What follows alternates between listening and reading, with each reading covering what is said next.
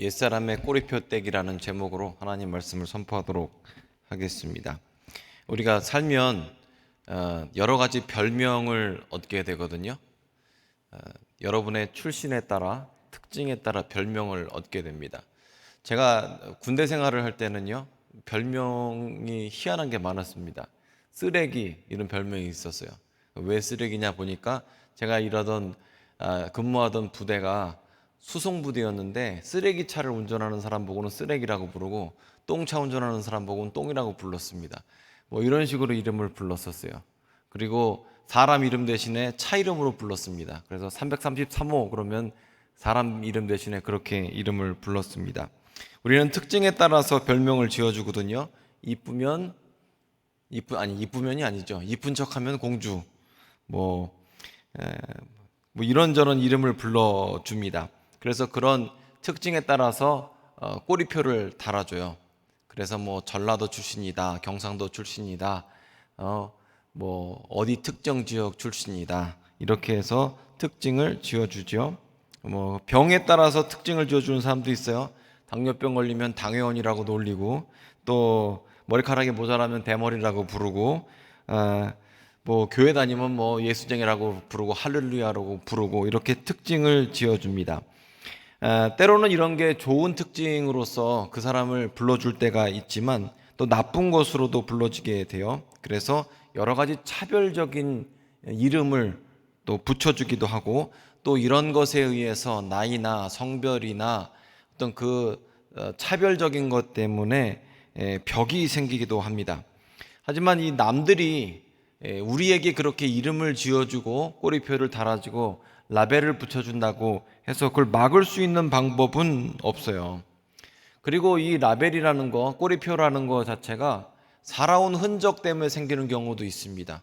인생을 오래 살면 시간이 흘렀기 때문에 자연스럽게 노인이 되고 그리고 이런 흔적에 따라서 해고를 당하기도 하고 이혼을 하기도 하고 또 낙심을 하기도 하고 실패를 하기도 하고 직장을 얻기도 하고 또한 중독이나 나쁜 습관을 얻기도 하는데 이 모든 것들에 의해서 우리는 꼬리표가 붙고 라벨이 붙게 됩니다.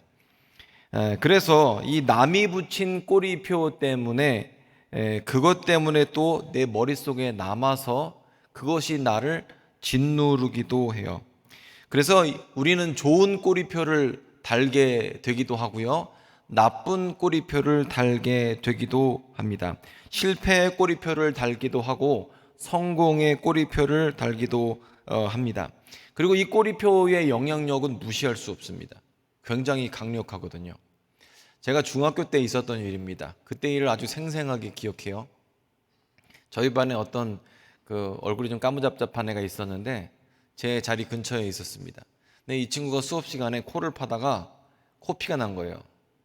그러자 우리 담임 선생님이 오셔서 그 친구 보고 너는 수업 시간에 코를 파다가 코피가 나냐 이러면서 약간 좀 언짢은 얘기를 하셨습니다. 근데 그 근처에 있었던 어떤 친구가 약간 이제 나서기 좋아하는 친구였어요. 근데 그 친구 이렇게 얘기를 했어요. 선생님 너무해요. 요즘에 얘 공부 너무 열심히 하고 밤에 새서 지금 잠을 못 자서 공부하다 잠 못 자서 코피가 나는 거예요. 그거 몰라주시고 너무해요. 이렇게 말을 했습니다. 그러자 선생님이 좀 멋쩍잖아요. 공부 열심히 해서 코피 나는 애 보고 코 파서 코피 난다고 말을 했으니 그러자 선생님이 좀 미안하셨던가 봐요. 잠시 후에 다시 오셔서 그 친구 보고 좀 투박하게 이렇게 얘기하셨어요. 살살해 인마 이렇게 얘기를 하셨어요. 그리고 갑자기 그 친구는 굉장히 개구지고 공부도 안 하는 애였는데 선생님 인상에는 쟤는 밤새 공부해서 코피 흘리는 애라는 꼬리표를 달게 된 겁니다.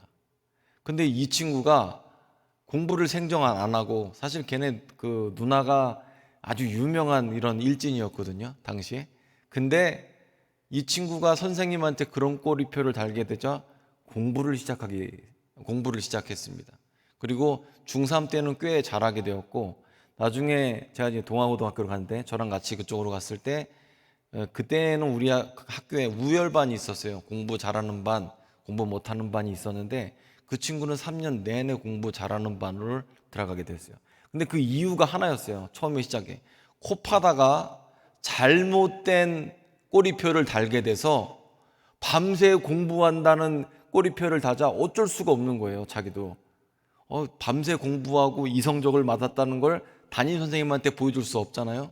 그래서 공부하기 시작해서 나중에 얘는 굉장히 우수한 성적을 얻게 됐죠. 좋은 학생이 됐어요. 사실 우리는요, 이런 꼬리표에 눌려 삽니다. 그게 좋은 꼬리표든 나쁜 꼬리표든.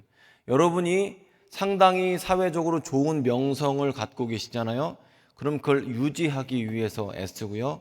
그리고 여러분이 별로 좋지 않은 명성을 갖고 계시면 이왕 버린 명 그러면서 그 꼬리표를 유지하면서 살아가요. 그리고 어떤 사람도 꼬리표가 없는 사람은 없습니다. 우리는 다 있어요. 자, 그래서 이 꼬리표라는 게 매우 중요하고요. 그런데 어떤 사람이든지 실패하지 않는 사람은 없습니다. 실패하지 않았던 사람은 하나도 없어요. 그런데 성공한 사람들의 대부분, 세상적으로 성공한 사람들의 대부분은 실패의 꼬리표를 일생에 한 번쯤은 달고 있었지만 그 꼬리표를 어떠한 계기로 과감하게 떼어버리고 새로운 것을 달았다는 겁니다. 자, 해리포터 작가 이야기는 여러분 너무 잘 알고 계시죠? J.K. 롤링이라는 사람. 이분은 소설가를 꿈꿨지만 비서로 일했고요. 소설을 쓸 때 이야기 구성이 너무 오래 걸려서 소질이 없다고 그렇게 불렸습니다. 그런데 결국 해고당하고 쓴 소설이 해리포터라는 소설을 쓰게 돼서 전 세계적으로 뭐 영화까지 만들어졌다는 건 여러분이 잘 알고 계시죠. 한때는 실패했던 사람이에요. 또 월트 디즈니 같은 사람도 마찬가지입니다. 이분은 창의성이 없다라는 평가를 들었던 사람입니다. 만화 영화 회사 했다가 망했어요. 그러니 창의성도 없고 실패의 경험이 있었습니다. 하지만 실패의 꼬리표를 달고 있질 않았어요. 결국 떼어버렸죠. 샤킬 오닐 같은 사람은요, 13살 때에 남들 볼 때 군대 제대한 아저씨와 같은 외모를 갖고 있었습니다. 굉장한 핸디캡이 있었어요. 그런데 나중에 그 핸디캡을 극복하고 위대한 농구 선수가 됐죠. 오프라 윈프리 같은 사람은 텔레비전 프로 진행에 부적합하다라는 평가를 받았지만 텔레비전 쇼로 아주 유명한 사람이 되었습니다. 그리고 마지막으로 엘비스 프레슬리 같은 경우에는 트럭 운전수에 적합하다는 평을 받았어요. 콘서트를 했는데 영 시원치 않았거든요. 그런데 그 실패를 극복하고 그 꼬리표를 떼고 나중에 락큰롤의 왕이다, 킹이다, 이런 별명을 받게 되었어요. 자, 그래서 우리는 인생을 살면서 어떤 식의 꼬리표를 달게 되는데 그 인생의 어떤 시점에서는 실패했다라는 꼬리표도 붙을 수 있습니다. 그런데 여러분, 사실 우리가 인생을 살면요, 이런 꼬리표 때문에 눌려 살아요. 그리고 이런 꼬리표를 믿는 우리에게 마귀가 역사하는 것 같다는 느낌을 전 받게 됩니다. 이런 꼬리표 같은 게 왜 중요하냐면 이런 것 때문에 우리가 눌리고 하나님께서 약속하신 영적인 풍요로운 삶, 또 하나님께서 우리에게 주시고자 하는 그 삶을 살 수가 없는 거예요. 거기에 눌려 있기 때문에. 그리고 물질적인 것에 대해서 눌려 있으면 영적인 것도 눌리고요. 영적인 것에 눌려 있으면 물질적인 것도 눌리게 됩니다. 이게 영과 육은 합쳐져 있어요. 여러분께서 하나님께서 약속하신 축복의 땅, 약속의 땅, 가나안 땅에 들어가신다고 하면 여러분 영혼만 들어가지 않습니다. 여러분 영혼, 육이 다 들어가는 겁니다. 몸만 들어가는 게 아니에요. 몸은 광야에서 방황하다 죽었는데 내 영은 약속의 땅에 들어간다. 이건 말도 안 되는 이야기입니다. 그렇기 때문에 주님께서 우리에게 약속하신 축복에 대해서 우리가 눌려 있으면 안 돼요. 세상이 붙여주는 그 꼬리표 가운데 있으면 안 되는 겁니다. 이 꼬리표의 영향력이 얼마나 대단하냐면 사실 우리는 돈 드는 것도 아닌데 이 꼬리표에 눌려서 꿈도 못 꾸는 경우가 많이 있습니다. 제가 엊그저께 어떤 분을 만났는데 그런 얘기를 해요. 앞으로 이번 생에는 내 집 마련은 물 건너갔다. 이렇게 얘기를 합니다. 근데 그래도 그것도 그럴 것 같긴 해요. 강남에서 아파트 값이 30억이 넘었답니다.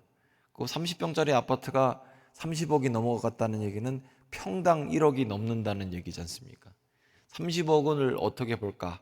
그렇기 때문에 이번 생은 내 집 마련의 꿈을 버렸다. 그렇게 이야기를 하죠.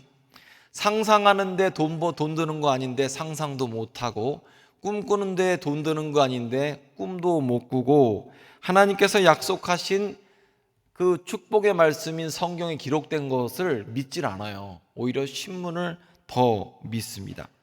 그래서 복 받는 사람이라는 이야기는 남 얘기가 되고, 또 하나님께서 약속하신 영원육의 축복은 남 얘기가 되고, 싸우기 전에 들이눕게 만들고 낙심하게 만들고 겁먹게 만듭니다. 좋은 일을 상상할 수 없는 존재가 바로 우리가 되기도 하죠. 부정적으로만 세상을 바라보게 됩니다. 그리고 만약 여러분이 이런 생각을 하고 계시다면 그 쓴뿌리가 쉽게 해결되지가 않습니다. 그런데 여러분, 성경은 어떻게 이야기하고 있습니까? 우리가 읽고 있는 성경은 어떻게 얘기하고 있어요? 성경에서는 부정적인 내용이 없습니다. 성경에서는 나쁜 내용이 없어요. 능력 주시는 자 안에서 모든 것을 할 수 있다. 아멘? 주님은 그렇게 말씀하세요. 주님께서 내 모든 병을 고치신다라고 말씀하세요. 내 모든 죄악을 사하신다라고 말씀하십니다. 좋은 것으로 내 소원을 만족하게 하신다고 말씀을 하십니다. 하지만 우리는 이런 말에 귀를 기울이기보다는 세상의 부정적인 것에 더 귀를 잘 기울이게 되어 있습니다.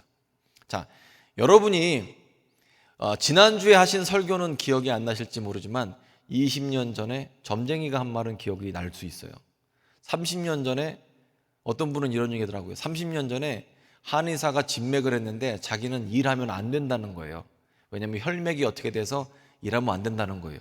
그러면서 자기는 일하면 안 된다라고 이야기를 합니다. 그런 말 들어보신 적 있죠? 너는 50세가 되면 돈을 많이 벌게 될 거야. 이런 얘기를 만약에 점쟁이가 했다고 해보세요. 그러면 설교 말씀 기억 안 나고 성경 말씀은 기억 안 나도 30년 전에 한 말은 기억이 납니다. 그리고 너 50대가 되면 많이 아플 거야. 이런 얘기를 듣잖아요. 그 말도 죽을 때까지 기억이 납니다. 왜 그럴까요? 우리는 그만큼 세상의 영향을 받는 존재이기 때문에 그래요. 우리 안에 있는 죄성은 하나님의 말씀이나 아니면 주님께서 우리에게 하신 약속을 따라 살기보다는 어떻게 보면은 인생에서 들은 그런 얘기를 더 의미 깊게 영혼에 새기면서 살아가는 거죠. 그래서 누군가 우리에게 평가를 하죠. 너는 음악하고 어울리지 않아. 너는 영어하고 어울리지는 않아. 너는 공부하고 안 돼. 너는 운동은 안 돼. 너는 장사는 안 돼. 너는 이런 뭐가 안 된다는 이야기를 하면 그 말을 정말 뼛속 깊이 새기고 자기의 가능성을 완전히 닫아버리는 거죠. 제가 아까 월트 디즈니 얘기했지만 월트 디즈니는 창의성, 창작 그쪽에 어떻게 보면 넘버원 아닙니까? 정말 몇백 년에 한 번 나올 만한 사람인데 그 사람조차도 편집자들에게 당신은 창의성이 없습니다라는 얘기를 들었었어요. 자, 그런데 우리에게 규정하는 그런 말들, 전문가들이 하는 말들, 의사들이 하는 말들, 선생님이 한 말들, 여러 가지 그 평가의 말들에 의해서 우리는 스스로를 꼬리표를 붙여서 라벨을 붙여서 나는 그것밖에 안 되는 사람이야. 송충이는 솔잎을 먹어야 돼. 너는 평생 이것밖에 안 돼. 라고 규정하고 살아가는 거죠. 너는 능력이 부족하다. 너는 급이 다르다. 너는 메이저리그는 아니잖아. 너 스스로를 한번 생각해봐. 너는 급이 안 돼. 라고 말을 하죠. 이건 성경이 주는 말씀이 아닙니다. 오다 가다 하는 사람이 하는 말이죠. 저도 말을 많이 하는 사람이라서 말 실수가 많은데요. 예전에 있었던 일입니다. 제가 어떤 자매한테 어떤 얘기를 했대요. 그랬더니 그 자매가 그 말 때문에 너무 상처를 받았다고 합니다. 왜냐하면 그분이 너무너무 말랐는데 제가 그 너무너무 마른 사람한테 얘기한 그분은 마른 게 스트레스였거든요. 살이 붙지가 않고 계속 마르니까. 근데 제가 그냥 지나가는 말로 한 말 때문에 그분이 상처를 그렇게 많이 받았다고 해요. 근데 저는 기억도 안 나거든요. 근데 나중에 그 친구랑 친해지게 돼서 목사님 예전에 목사님이 그 말한 것 때문에 내가 상처받았습니다. 이런 얘기를 하더라고요. 여러분에게 어떤 말을 누군가 했다고 하더라도 그 사람은 여러분의 인생 전체를 아는 사람이 아니고 영혼의 전체를 아는 사람도 아니고 하나님의 계획을 아는 사람도 아닙니다. 지나가는 사람이 한 말이에요. 그 말한 것도 그 사람도 기억도 못해요. 근데 듣는 사람은 그걸 뼈에 새기고 영혼에 새겨서 거기에 규정된 삶을 사는 게 바로 우리라는 사람이죠. 그리고 이런 라벨, 꼬리표가 붙게 되면요, 꿈도 못 꾸고 그리고 거기서 마음이 무너져서 도전도 하지 않는 상태가 되게 되죠. 우리 엄마가 이것 때문에 아팠으니까 나도 이 나이가 되면 아플 거야. 우리 집은 대대로 허리가 안 좋으니까 나도 허리가 안 좋아. 그러니까 회복이나 건강이나 축복에 대한 그런 말씀에 대해서 받아들일 수가 없죠. 마음이 무너지면 응답도 없는 겁니다. 성경에서의 응답은 항상 기도하는 가운데에 내 마음 가운데 있는 이 영적인 진이 무너지고 이 마귀의 진이 무너지고 마음의 응답이 이루어지고 믿음이 생긴 다음에 현실로 다가오거든요. 그래서 마음이 확 무너지게 되면은 기도할 수도 없어요. 꿈을 꿀 수도 없게 되는 거죠. 하지만 여러분, 우리에게 부여된 모든 거짓된 꼬리표와 라벨들은 중요하지 않습니다. 그것은 다 가짜기 때문에 그래요. 예수께서 십자가에서 죽으심을 통하여서 모든 육적인 속박과 굴레와 눌림이 해방되었습니다. 믿으십니까? 우리는 다 해방된 사람들이에요. 우리의 육신은 십자가와 함께 예수님과 함께 못 박혔습니다. 십자가에 못 박혔다는 것은 사형당했다는 거예요. 우리의 육의 모든 저주와 쓴뿌리가 예수님과 함께 십자가에 못 박혔고 우리는 예수의 부활의 생명과 함께 다시 살아난 사람들이에요. 그 안에 많은 능력이 있습니다. 자, 오늘 말씀을 보게 되면 에베소서 말씀을 보게 되면 너희는 유혹의 욕심을 따라 썩어져가는 구습을 따르는 옛사람을 벗어버리라고 말을 하고 있죠. 이게 너무 중요하기 때문에 그래요. 유혹의 욕심을 따라 썩어져가는 구습, 그것을 벗어버려야 돼요. 옛사람을 벗어버려야 합니다. 그런데 이게 쉽지가 않죠. 우리는 유혹의 욕심을 따라 사는 그 옛사람 안에 살아가고 있어요. 벗어버리지 못해요. 그래서 예수를 믿는다고 하면서도 말씀보다는 30년 전 점쟁이 말이 더 귀에 잘 들어오고 누군가가 나에게 평가했던 그 아픈 말이 더 잘 들어오는 사람들입니다. 이 옛사람의 굴레에서 벗어나지를 못해요. 그런데 성경은 오직 너의 심령을 새롭게 하라라고 말을 하고 있습니다. 심령을 새롭게 하라. 뭘로 새롭게 하겠습니까? 저는 이 새롭게 하는 것은 하나님의 말씀밖에 없다라고 믿는 사람입니다. 하나님의 말씀으로 우리의 심령이 새롭게 되어야 합니다. 그래서 말씀으로 새롭게 되고 나면 하나님을 따라 의와 진리와 거룩함으로 지으심을 받은 새 사람을 입게 되는 거죠. 그래서 우리가 말씀 안에서 우리의 심령이 새롭게 되고 새롭게 된 우리는 하나님을 따라 의와 진리와 거룩함으로 지으심을 입은 새 사람이 되는 겁니다. 자, 그런데 여러분, 이렇게 하나님 말씀이 선포돼도요, 참 우리 안에 쓴뿌리가 있음을 인정할 수밖에 없죠. 여러분 안에 있는 쓴뿌리도 한번 생각해 보십시오. 한번 곰곰이 생각해 보세요. 여러분, 부부인 결혼하신 경우에 부부싸움을 합니다. 부부싸움을 해서 기분 나쁠 때 왜 기분이 나쁘죠? 배우자가 여러분에게 모르는 새로운 얘기를 해서 기분이 나쁩니까? 아니면 나도 알고 있는데 확인시켜줘서 기분이 나쁩니까? 대부분 확인시켜줘서 기분이 나쁘잖아요. 나도 알고 있는데 다시 한번 확인시켜주고 내가 옛날에 잘못한 거 다시 자꾸 확인시켜주면 기분이 나쁜 거예요. 근데 마귀가 똑같아요. 여러분 안에 여러분의 약점이 있어요. 그럼 그 약점을 마귀는 끊임없이 확인시켜줍니다. 내 약점을 계속 쳐다보게 만들어요. 그걸 확인시켜주고 또 그것 때문에 아프게 만들고 계속 밑바닥으로 끌어내려서 아무것도 못하게 하죠. 그리고 하나님께서 주신 축복에 대해서는 귀 기울여 보지 않습니다. 그건 평가절하에 해버립니다. 그래서 예배 시간에 아무리 우리가 축복의 말씀을 받고 아멘으로 응답을 하더라도 교회 문 밖으로 나가는 순간 세상의 권세에 다시 눌리게 돼요. 우리가 무엇을 바라보느냐에 따라 다르죠. 하지만 주님께서는 우리에게 이런 옛사람을 벗어버리라, 유혹의 구습을 따라가는 옛사람을 벗어버리라고 말씀하시고 또 심령이 새롭게 되라고 말씀하고 계십니다.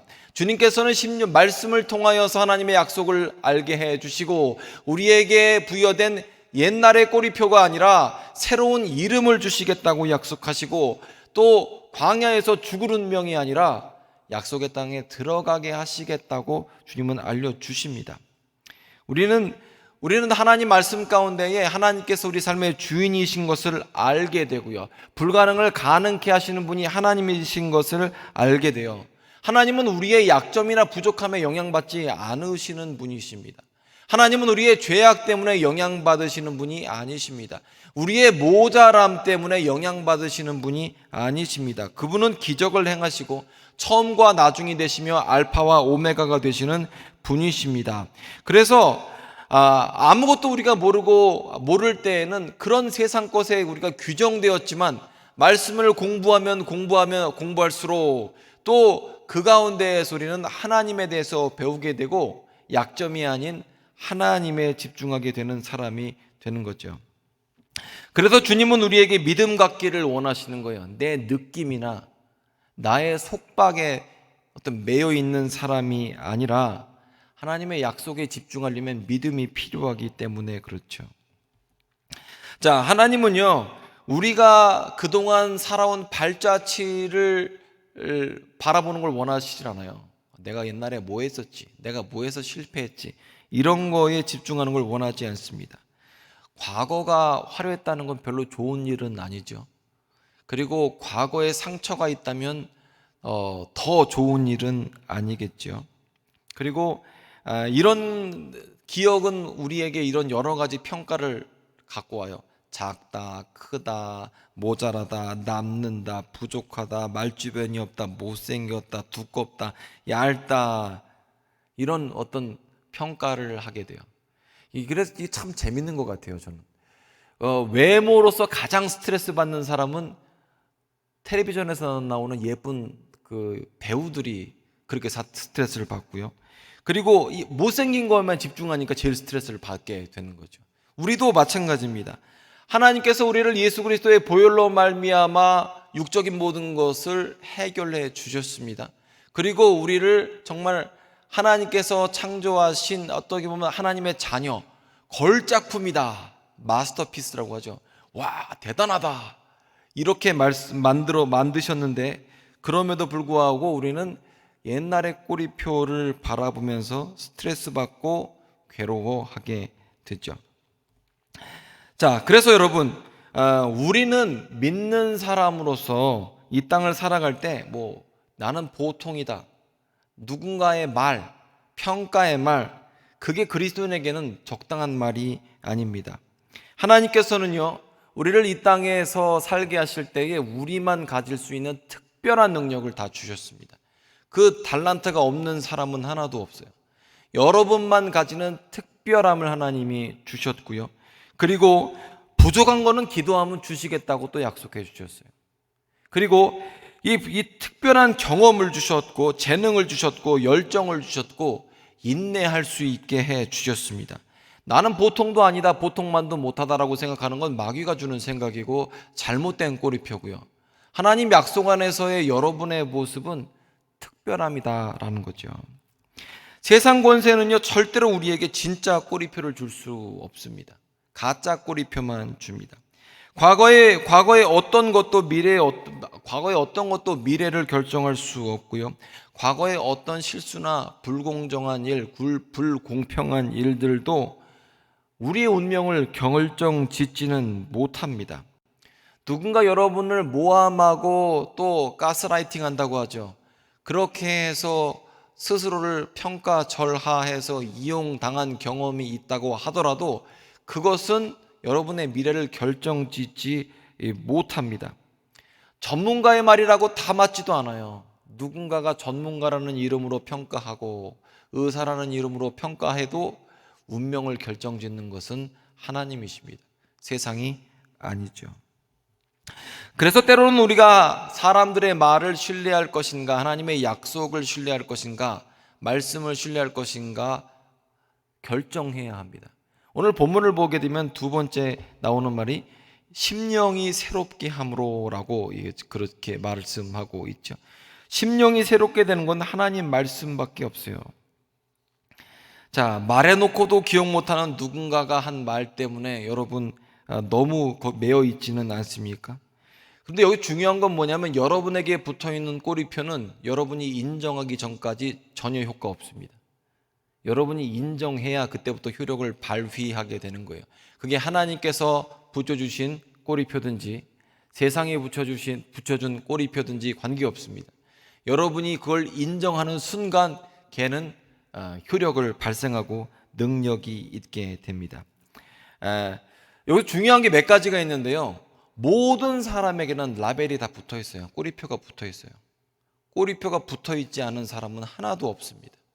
우리는 뭐 해석학으로 보든 뭐 언어학으로 보든 세상을 바라볼 때 어차피 무엇인가의 꼬리표를 붙여서 우리는 세상을 바라보거든요. 여러분이 여러분 스스로의 삶을 바라볼 때, 여러분 가정을 바라볼 때, 여러분이 사랑하는 배우자나 자식을 바라볼 때 붙여놓은 꼬리표조차도 그 모든 것이 하나님의 기준으로 볼 것이냐 아니면 세상의 기준으로 볼 것이냐 결정해야 하는 거죠. 자, 그런데 이 꼬리표에 좋은 예를 가진 사람이 있습니다. 이 사람은 어마어마한 사람이에요. 이 꼬리표가 옛날에는 살인자라는 꼬리표를 갖고 있었습니다. 핍박자라는 꼬리표를 갖고 있었습니다. 박해자라는 꼬리표를 갖고 있었던 사람입니다. 그 사람의 이름이 바울이죠. 옛날의 이름은 사울이었습니다. 이 사람은 박해자, 살인자, 폭행자라는 꼬리표를 달고 살았습니다. 그 꼬리표를 떼기가 얼마나 힘들었을까요? 그런데 이 사람은 자신의 그 꼬리표를 떼질 않아요. 거기에 오히려 하나를 더 붙입니다. 그 꼬리표가 뭐냐면 갈라디아서 6장 17절입니다. 이후로는 누구든지 나를 괴롭게 하지 말라. 내가 내 몸에 그리스도의 흔적, 내가 그리스도의 흔적을 지녔다. 내가 그리스도의 흔적, 그리스도의 꼬리표를 붙였다라고 사도 바울은 이야기를 하고 있죠. 사도 바울이 얼마나 과거를 보면서 후회할 일이 많았겠어요. 그런데 그 모든 일들 가운데에 그리스도의 꼬리표를 딱 붙이고 나니까 그 삶이 새로운 삶이 되죠. 이전 것은 지나가고 새 것이 된 삶이 되었습니다. 자, 그래서 우리가 꼬리표로 가져야 할 것은 십자가의 흔적입니다. 그리고 이 십자가의 흔적이 새로워지는 방법은 날마다 하나님의 말씀을 가까이 하는 방법밖에 없습니다. 제가 좋아하는 구절이에요. 예전에 설교도 이 본문으로 했었습니다. 시편 103편입니다. 1절부터 4절까지 말씀인데 암송이 되다가도 맨날 까먹고 그래요. 그리고 제가 병이 있는 분들은 꼭 이 성경 구절을 외우라고 합니다. 이 구절이 이렇습니다. 내 영혼아 여호와를 송축하라. 내 속에 있는 것들아 그의 거룩한 이름을 송축하라. 내 영혼아 여호와를 송축하며 그의 모든 은택을 잊지 말지어다. 여기서부터 중요해요. 그가 내 모든 죄악을 사하시며 그가 내 모든 병을 고치시며 내 생명을 파멸해서 속량하시고 내 생명을 파멸해서 속량하시고 인자와 긍휼로 관씌우시고 그리고 좋은 것으로 내 소원을 만족하게 하사 내 청춘을 독수리같이 새롭게 하시는도다. 아멘. 자, 이 말씀을 보면 저는 마음이 새로워져요. 마음이 새로워지고 너무 감사하게 되죠. 아, 주님께서는 내 모든 죄악을 사하셨지. 내 모든 병을 고치셨지. 그리고 좋은 것으로 내 소원을 만족하게 하시고 인자와 긍휼로 관씌우시는 분이시지. 그리고 그분께서 내 청춘을 내 삶을 독수리같이 새롭게 하시지. 이런 말씀 가운데 옛날의 꼬리표가 다 떨어져 나가고 예수 그리스도께서 주신 십자가의 흔적, 그리스도의 흔적이 날마다 새로워지게 되죠. 또 제가 좋아하는 구절 중에 하나가 이사야서 54장 17절 말씀이에요. 너를 치려고 제조한 모든 연장이 쓸모없을 것이라. 그러니까 여러분을 마귀가 공격하고 있지 않습니까? 저를 공격하고 있지 않습니까? 교회를 공격하고 있지 않습니까? 그런데 공격하고 있는 그 연장이 다 쓸모없게 될 것이라. 일어나 너를 대적하여 송사하는 모든 혀는 내게 정죄를 당하리니. 공격하는 모든 무기가 쓸모없게 되고 정죄하는 모든 존재가 쓸모없게 된다고 말씀하고 있어요. 거짓된 모든 송사가 쓸모없어진다라고 말을 하고 있습니다. 자, 설교를 마무리 지려고 합니다. 자, 우리는요, 꿈꾸는데 돈 드는 것도 아닌데 꿈도 못 꾸는 존재고요.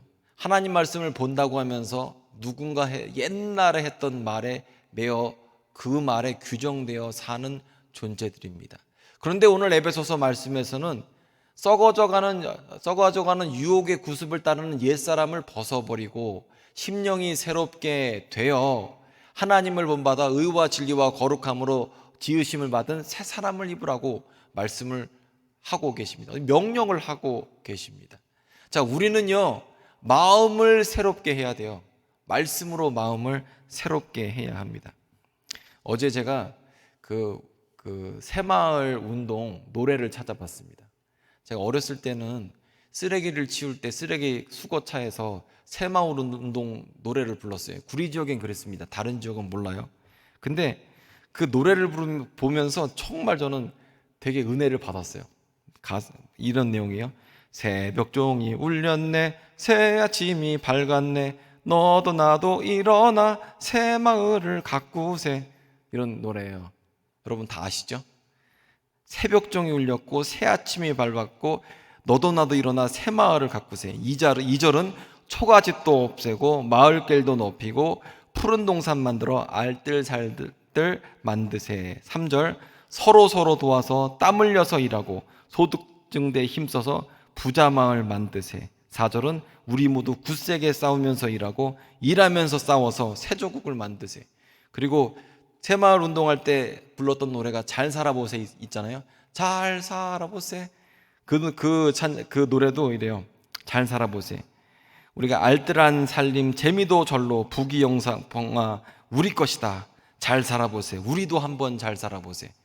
근데 그때 제가 이 노래를 부르면서 참 새마을 운동을 할 때 뭐가 중심인지를 알았다는 생각을 했습니다. 중심이 뭐냐면 마음을 새롭게 하는 거였어요. 전쟁으로 피폐했던 우리나라 사람들 마음을 새롭게 하고 새 마음을 만들고 새 마을을 만들겠다는 비전 제시를 하고 그리고 거기에 의해서 사람들을 움직이게 만들었어요. 근데 여러분 이게 보면 제가 볼 때 에베소서에 나오는 성경의 원리라고 생각합니다. 여러분 언제까지 옛날 마음을 품으시겠습니까?